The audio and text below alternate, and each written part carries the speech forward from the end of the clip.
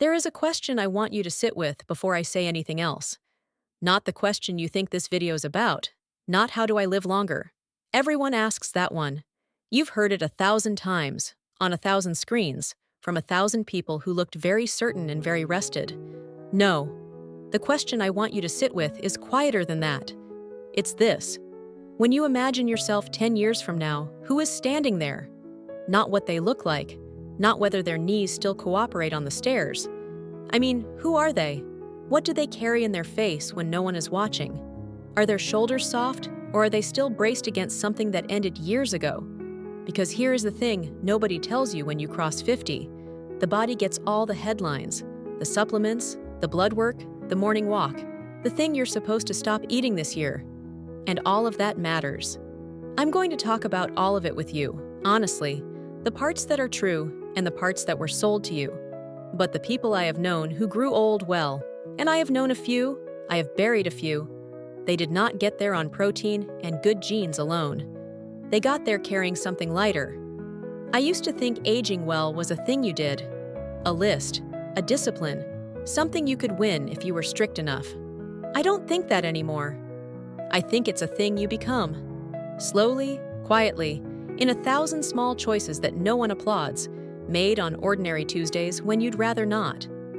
And I think most of us are doing the hard part and skipping the part that actually decides everything. So stay with me. Don't go looking for the list yet. It's coming, all of it. The habits, the routine, the things worth worrying about, and the things you can finally let go of. But if you take the list and skip the rest, you'll do what I did for years. You'll manage your body like a project and wonder why your life still feels like it's holding its breath. Let's not do that. Let's talk about the whole thing. I want to tell you about a woman I met when I was much younger. I won't use her real name. Let's call her Ruth, because she had that kind of steadiness to her. Ruth was 81 when I knew her, and she was not the picture of health you'd put on a poster. She had a bad hip. She'd had cancer once, years before, and beaten it the way people beat it back then, quietly, without making it her whole identity. She drank her coffee with too much sugar, and she'd tell you so, daring you to say something. I met her by accident, really. I was younger, and tired in the way you get tired when your life is full, but nothing in it has any room. She lived a few doors down, and she had a porch, and somehow I kept ending up on it. I don't think I ever decided to go there. I just found myself walking that way, the way you drift toward a warm room in a cold house. But there was something about her that I've spent the rest of my life trying to understand. She was unhurried. Not slow. Unhurried. There's a difference, and you can feel it the moment you're in a room with someone who has it. The world could be on fire, and Ruth would finish her sentence. She'd look at you, really look, like you were the only appointment she had that day, even when you knew you weren't. I remember the first time I noticed it. I was telling her about some problem, some urgent thing that felt enormous to me then, and I was talking fast, the way you do when you're trying to outrun your own anxiety.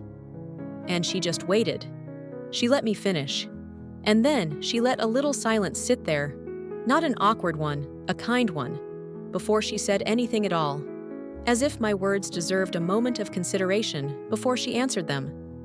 Nobody had ever done that for me. I didn't even know I'd been starving for it, and I remember thinking, in the careless way you think things at that age, I hope I get to be like that someday. What I didn't understand then is that Ruth wasn't born like that. Nobody is. That stillness was built. It was the sum of 10,000 ordinary days where she chose, over and over, not to live at war with her own life. That's what I want to give you today. Not a way to add years to your life. You've heard enough people promise that. I want to talk about how to add life to your years, and I want to do it without a single thing that insults your intelligence. So we're going to walk through 4 things together. The habits, what your body actually needs and what it doesn't.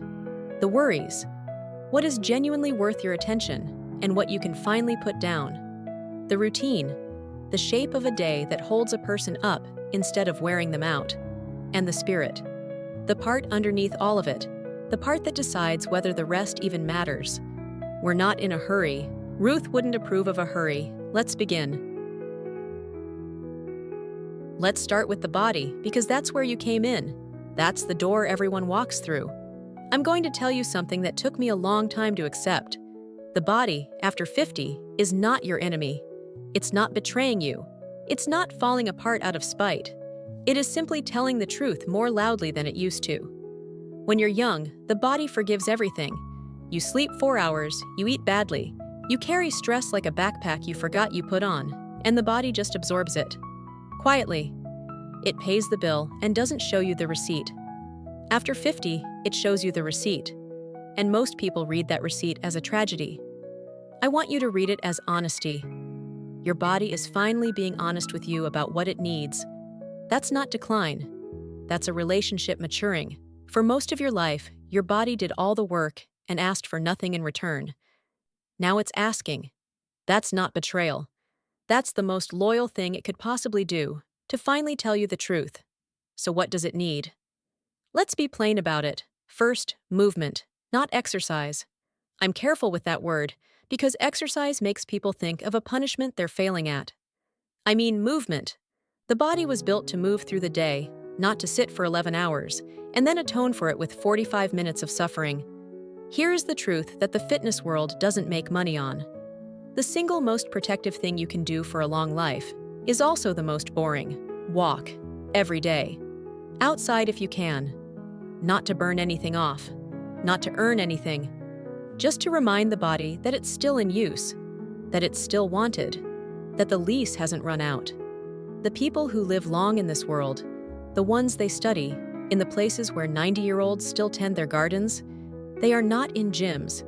They are walking to a friend's house. They are carrying something up a hill.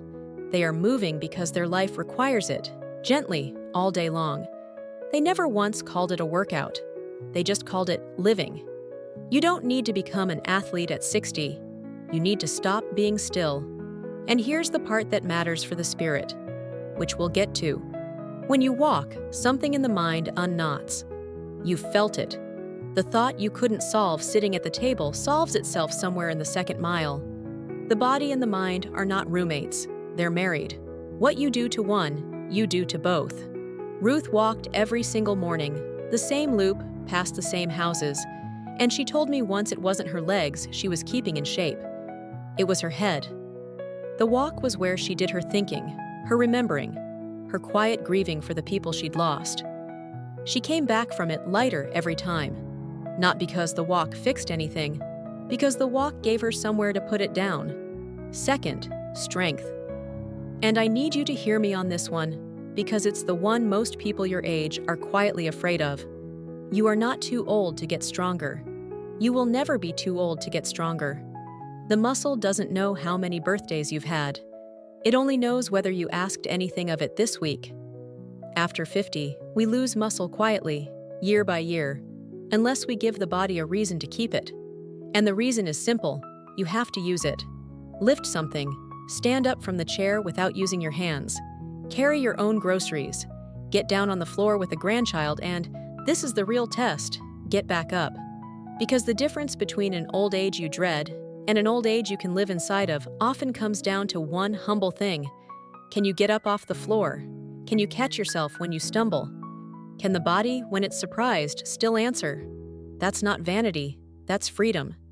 That's the difference between needing the world to come to you and still being able to go out and meet it. I have watched what happens when that freedom goes. I've watched proud, capable people get smaller and smaller, not because their spirit shrank, but because their world did, one thing they could no longer do at a time. First the ladder, then the stairs, then the curb. And nobody warns you that it starts that early, or that it's so quietly preventable. A little strength, kept up, is not about looking a certain way. It's about how far your life is allowed to reach. Third, food.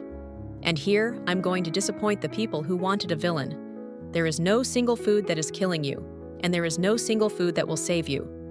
I know that's not what sells, but you've lived long enough to recognize a salesman, so I won't be one. What I'll tell you is what the long-lived actually do, stripped of the marketing. They eat food that looks like food, things that grew, things that were recently alive, things their grandmother would recognize as dinner. They eat enough, but not past the point of comfort. There's an old practice in one of the longest-lived places on Earth of stopping when you're about 80% full. Not stuffed, satisfied. There's a whole philosophy hiding in that one small mercy. The idea that you can have enough, that enough is a place you can actually arrive at, instead of a thing that keeps moving every time you get close. And they eat with people. This is the part the diet books leave out, because you can't bottle it and sell it. A meal eaten alone, standing at the counter, scrolling, that's fuel. A meal eaten slowly, at a table, with someone you love, or even someone you merely like. That's medicine. The same calories. A different effect entirely. The body knows the difference. So does the spirit. So don't make food your enemy at this stage of life. You've had enough enemies. Make it a place where your body and your relationships get fed at the same time. Fourth, and this is the one people skip, the one I begged the people I loved to take seriously, sleep. We treated sleep, our whole lives, like it was the thing you sacrificed to get everything else done. The badge of the busy. I'll sleep when I'm dead. And then we wonder why we feel halfway there. Sleep is not the absence of living. It's when the living gets repaired. It's when the brain washes itself clean of the day, when the body does its quiet maintenance, when the things you learned settle into place. Rob yourself of it, year after year, and you don't just get tired. You age faster. You think slower. You feel the world as more of a threat than it is. After 50, sleep changes. It gets lighter. It breaks up. You wake at 3 and lie there, and the dark hands you every worry you own, polished and sharpened. That's normal. Don't panic about it. The panic is worse than the waking. The waking you can live with. It's the war you wage against the waking that costs you. Lie there. Let it be 3 o'clock. Morning has always come, every single time, whether you fought for it or not. But protect the sleep you can get. Guard the hour before bed like it's sacred, because in a way it is. Dim the lights. Put the screen down. Yes, I know. Let the day end before you do. You are not lazy for needing rest. You are human for needing it. And the older you get, the more it becomes one of the kindest things you can do for the person you're going to be tomorrow. So there it is. The body's honest list. Move every day. Stay strong enough to catch yourself. Eat like a grown-up and eat with people. Sleep like it matters, because it does. None of it is dramatic. None of it will go viral. And that is exactly why it works.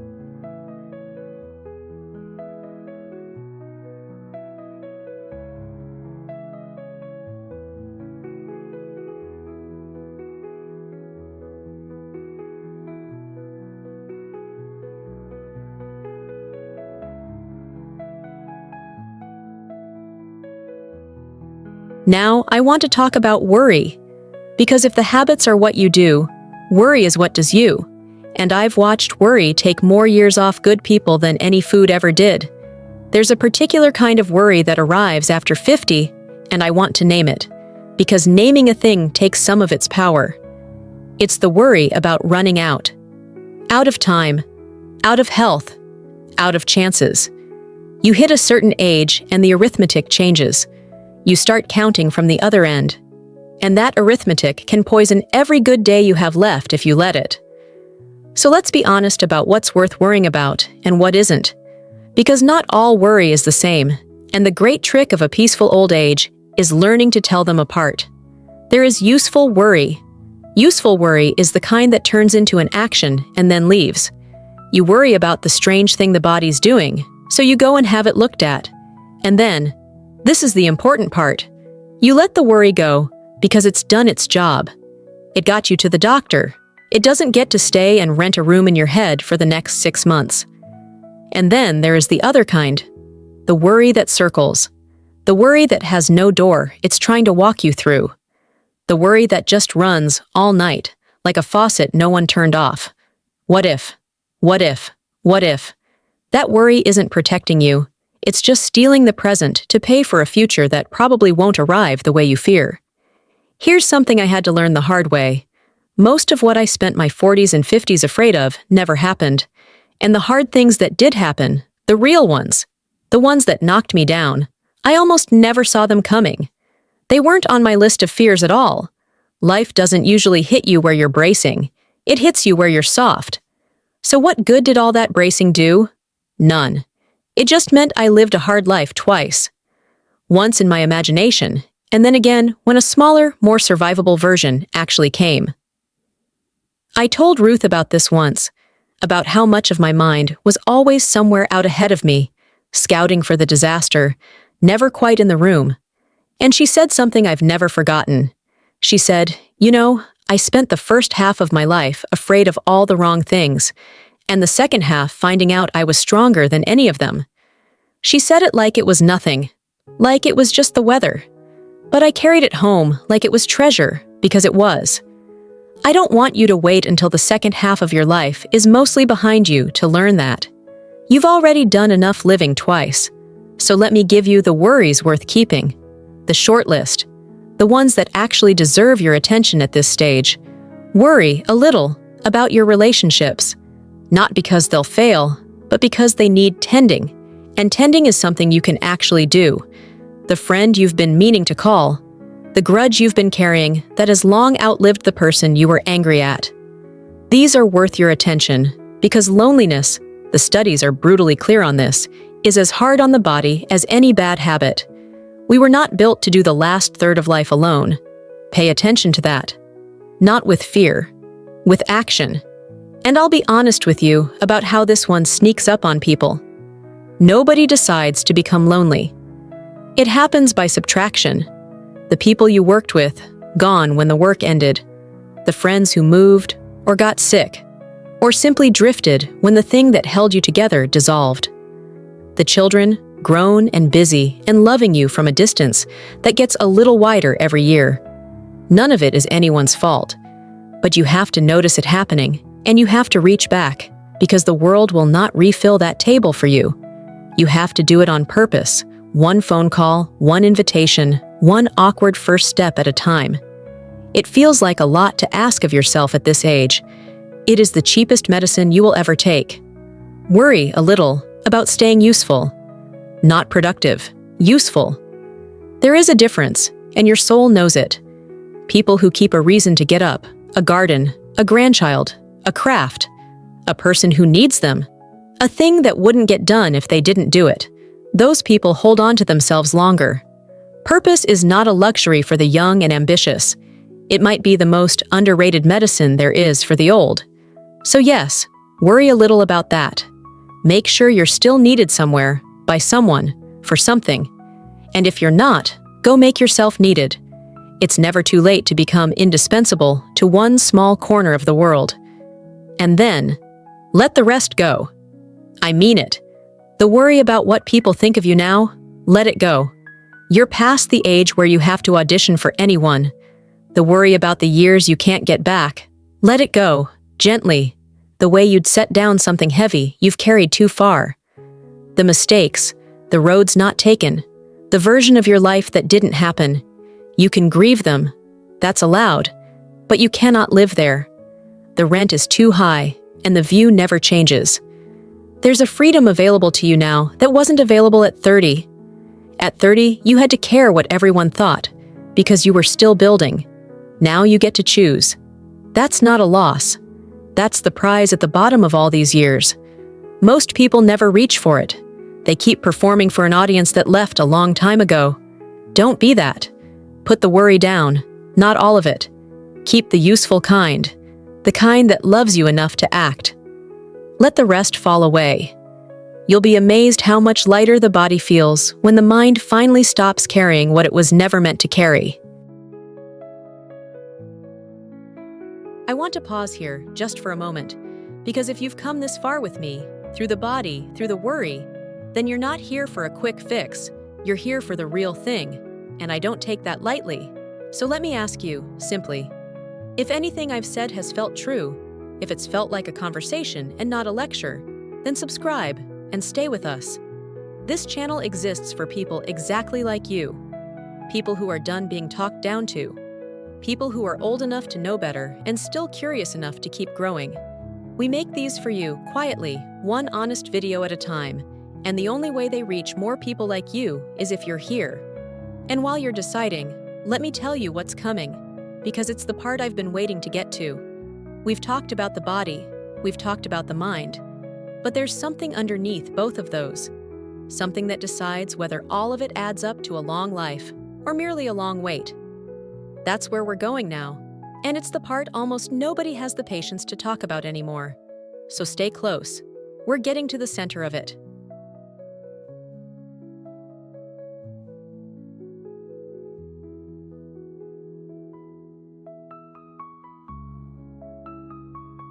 Let me tell you about the shape of a day, because this is where the body and the spirit meet, and most people never notice the seam. We think of our health as the big decisions, the diagnosis, the diet we start, the decision to finally take it seriously. But a life isn't made of big decisions. A life is made of days, and a day is made of small, repeating moments that you stop noticing because you do them every time. Ruth, the woman I told you about, had a day with a shape to it. I didn't understand it then. I thought she was just old-fashioned. Now I think she was wise in a way that doesn't have a name anymore. She woke with the light, not to an alarm clawing her out of sleep, but to the morning arriving on its own terms. And the first thing she did, before the news, before the phone, before the world could get its hands on her, she had a few minutes that belonged only to her. Coffee, the window, quiet. She let herself wake up before she let the day in. I asked her about it once, why she didn't turn on the radio, didn't reach for anything, and she looked at me like the question was strange. She said, "The day is going to ask a great deal of me. I like to remember who I am before it starts." That was all. I like to remember who I am before it starts. I want you to think about how you start your day. Be honest. For most of us, the very first thing we do is reach for the device that hands us the entire world's anxiety before our feet even hit the floor.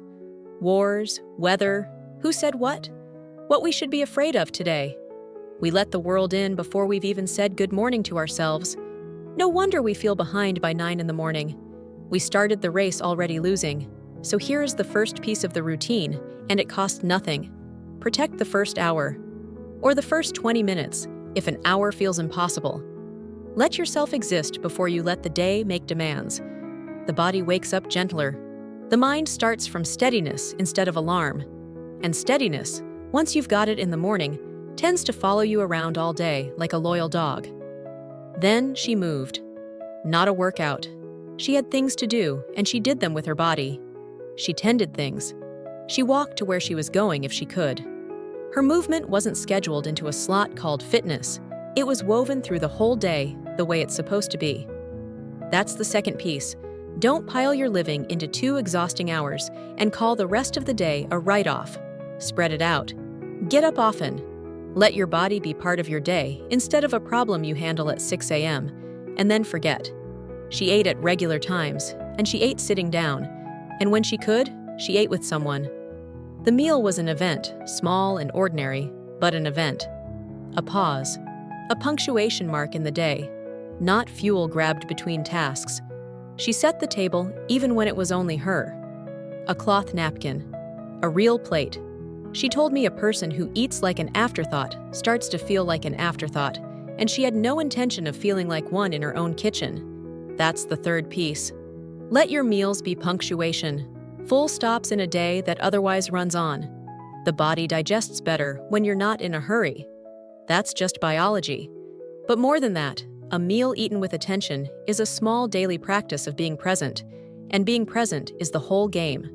We'll come back to that. And in the afternoon, and this is the one we've forgotten how to do, the one we're almost ashamed of, she rested. Not collapsed. Rested. A real pause in the middle of the day. Maybe she dozed.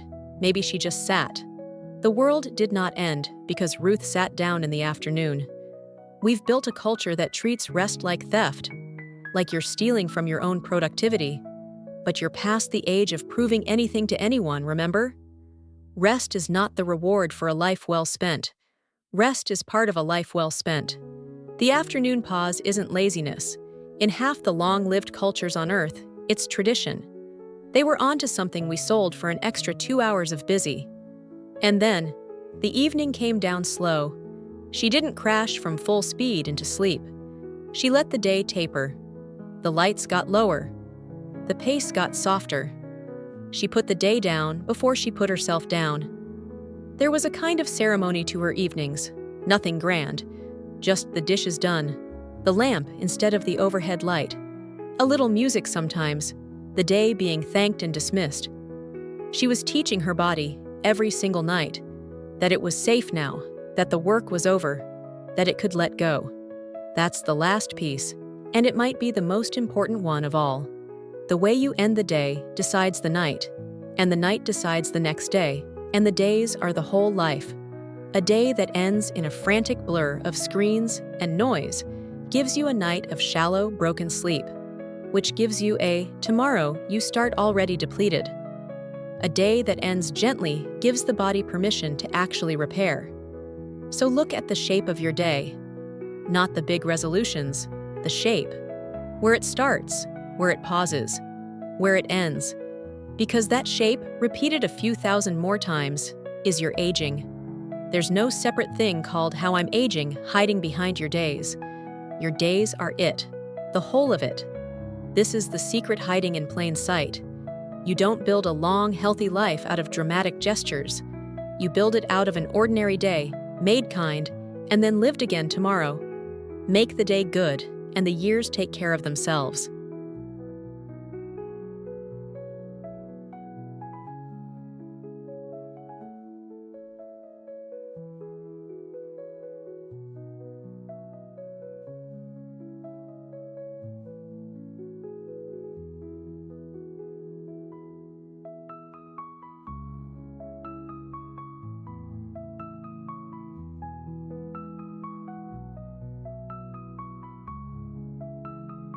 And now we come to the part underneath all of it. I've put it last on purpose, because if I'd led with it, some of you would have rolled your eyes and reached for the next video, and I don't blame you. We've had spirituality sold to us so badly by so many people that the word itself has gone a little hollow. It got turned into a product, into a pose, into something you buy or post about. So let me be clear about what I do not mean. I don't mean anything you have to believe to qualify for. I'm not here to hand you a doctrine. I'm not here to tell you there's a particular thing you must accept before sundown. Whatever faith you hold or don't, you're welcome here exactly as you are. This isn't about that. What I mean by spirit is simpler and harder, and it's the thing Ruth had that I spent 30 years trying to understand. I mean the part of you that can be at peace with your own life. That's it. That's the whole of it. The capacity to sit inside your own existence, the life you actually got, not the one you ordered, and not be at war with it. Because here is what I've come to believe, after watching a lot of people grow old, some of them beautifully and some of them bitterly. The body ages roughly the same for everyone who takes basic care of it. The walks, the food, the sleep, that's mostly mechanics, and the mechanics are similar from person to person. But the experience of growing old, whether it's a deepening or a shrinking, whether it's serene or sour, that comes down almost entirely to the spirit, to what a person has made of their inner life. I've known people with every physical advantage who were miserable, sharp, strong, well-kept, and bitter as winter. And I've known people the body had treated cruelly who were somehow luminous, at peace, easy to be around, generous with whatever they had left. The difference was never the body, it was always underneath. So let me try to tell you what that under thing is made of. Not so you can buy it, you can't, but so you can recognize it and start, slowly, to build it. Because it can be built. That's the good news I've been saving. Ruth built hers. You can build yours.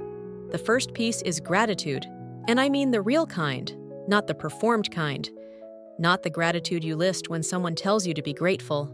The quiet kind. The kind that catches you off guard on an ordinary morning. The light coming through the window, the smell of the coffee, the simple animal fact that you woke up and you're here and the day is offering itself to you one more time. That kind of gratitude is not a technique, it's an attention. It's the practice of noticing your life while you're still in it, instead of waiting until it's nearly over to realize how much of it was good. Most of us live in a strange way. We don't appreciate a thing until we're about to lose it. We don't taste the water until we're thirsty. And the great waste of a human life is to spend it half present, always somewhere else, always reaching for the next thing, and only at the very end, finally looking up and seeing how beautiful the ordinary days were, too late to live them again.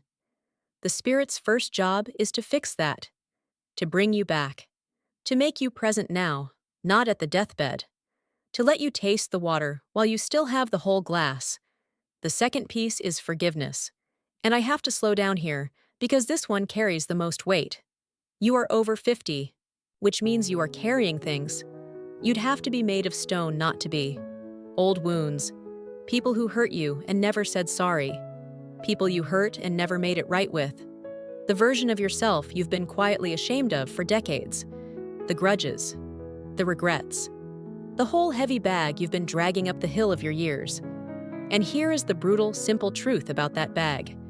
It doesn't punish the people who put the weight in it. It only punishes you. The person you can't forgive sleeps fine. The resentment you've nursed for 20 years has never once cost the other person a single night's rest. It only costs you. Your peace, your present, your body, which holds on to bitterness in ways the science is only beginning to measure. I'm not going to tell you forgiveness is easy. It isn't. It's one of the hardest things a human being ever does. And I'm not going to tell you it means saying that what happened was all right, because sometimes it wasn't. Sometimes it was very far from all right. Forgiveness isn't pretending the wound never happened. It's deciding to stop paying interest on a debt that the other person already walked away from. But I'll tell you what it's for. It's not for them. It was never for them. Forgiveness is the thing you do to set yourself down, to stop carrying the weight up the rest of the hill, to arrive at the top of your life with your hands finally empty enough to hold something new. And the same goes for the forgiveness you owe yourself, which for most people I've known is the hardest of all.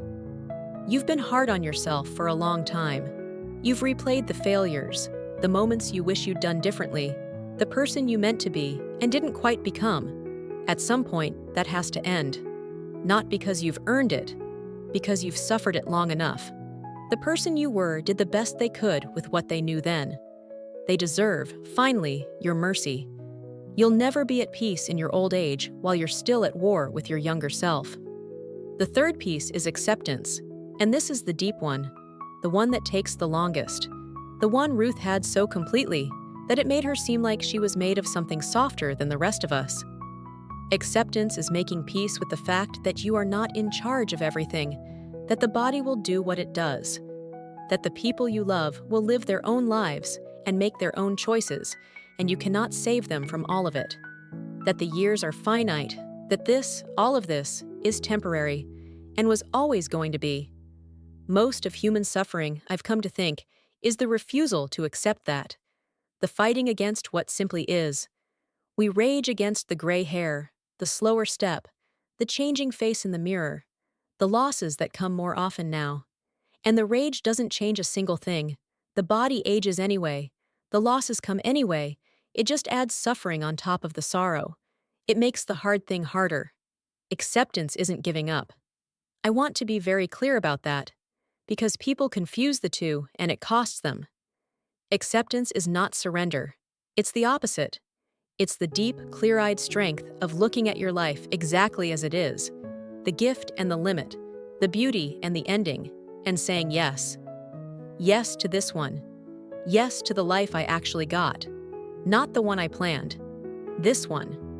That yes is the most powerful thing a person can say. And it's the thing underneath every serene old face you've ever envied. They're not serene because life was kind to them. They're serene because at some point they stopped fighting it and started living it. That's the spirit. Gratitude that makes you present. Forgiveness that sets you down. Acceptance that lets you say yes. None of it requires a single belief you don't already hold. All of it requires practice, the same way the body requires the walk. You do it a little every day, and it builds, quietly, into the kind of person who can grow old without growing bitter. The kind of person who's unhurried. The kind of person other people want to sit near, without quite knowing why. That's not given to you, that's built. One ordinary day at a time. exactly like everything else we've talked about. So let me bring it together now. All of it. Because it was never really four separate things. The walk in the morning isn't only for the heart, it's where the mind unknots and the gratitude sneaks up on you. The meal with someone you love isn't only food, it's the loneliness held off for one more evening, the body and the spirit fed at the same table. The afternoon rest isn't laziness, it's a small daily practice of trusting that the world will hold without you holding it. The way you put down the day isn't only about sleep, it's about whether you can let go, every single night, of a day you can't get back. It's all one thing. It always was. The body and the spirit are not two projects.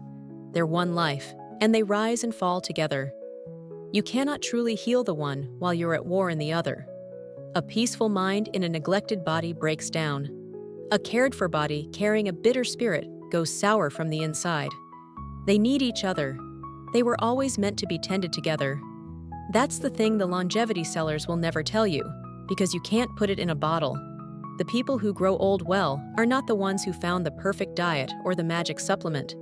They're the ones who built, slowly, unglamorously, over thousands of ordinary days, a life their body could thrive in, and a spirit their heart could rest in. At the same time, as one thing, you don't need more discipline. You've had discipline your whole life. Look at everything you've already survived, everything you've already carried. You don't need to be harder on yourself. God knows you've been hard enough. What you need is to begin treating the rest of your life as something worth tending. Gently, every day, without war. That's not a small thing. That might be the only thing. I want to go back to Ruth, one last time, and then I'll let you go. I told you she was unhurried. I told you she could finish her sentence while the world burned. But I never told you the last thing I remember about her. And it's the thing I think about most now that I'm closer to her age than to the age I was when I knew her. Near the end, when her body had finally started to fail her in earnest, someone asked her, gently, the way you ask these things, if she was afraid. And she thought about it. She actually thought about it, didn't just reach for the brave thing to say. And then she said, "No, I used everything up. I didn't leave anything in the tank to be afraid of losing. I didn't understand it then. I think I do now." She wasn't talking about the body she'd used up long ago and gladly. She was talking about the life. She had lived it, all the way down. She hadn't held back the love to protect herself from the loss. She hadn't saved her presence for some better day that never comes. She hadn't postponed her own life, waiting for the conditions to be perfect. She'd spent it. Day by ordinary day, she'd actually lived the whole thing, and so there was nothing left over to mourn, because she hadn't left a single good day unlived. I think most of us are doing the opposite. We're saving ourselves. Saving the good dishes, the good feeling, the real conversation, the trip, the apology, the I love you, for some later that we assume is coming. Ruth didn't save anything. She spent it all, every day as it came. And that, in the end, is the only longevity that ever really mattered. Not a longer life. A life you were actually present for. That's what I want for you, not just more years. Anyone can give you a video about more years. I want you to use the years. To stop saving your life for later. To walk in the morning and forgive the old wound and rest in the afternoon and call the friend and taste the water while the glass is full. So here's the last thing I'll ask of you. If this was the kind of conversation you don't get to have much anymore, the honest kind, the unhurried kind, then do two things for me. Subscribe and stay, so we can keep having them. And then send this to 5 people you love who are walking this same road. The ones who are also done being talked down to. The ones who deserve to hear it said plainly. You'll know exactly who they are. And leave me a comment, a real one, not a polite one. Tell me what you're going to set down. Tell me what you're finally going to say yes to. And tell me what you want us to talk about next, because these are for you, and I want to make the ones you actually need. You've spent a long time taking care of everyone else. A long time bracing for things that mostly never came. You can put some of that down now. The day is offering itself to you one more time. Go on, don't be in a hurry.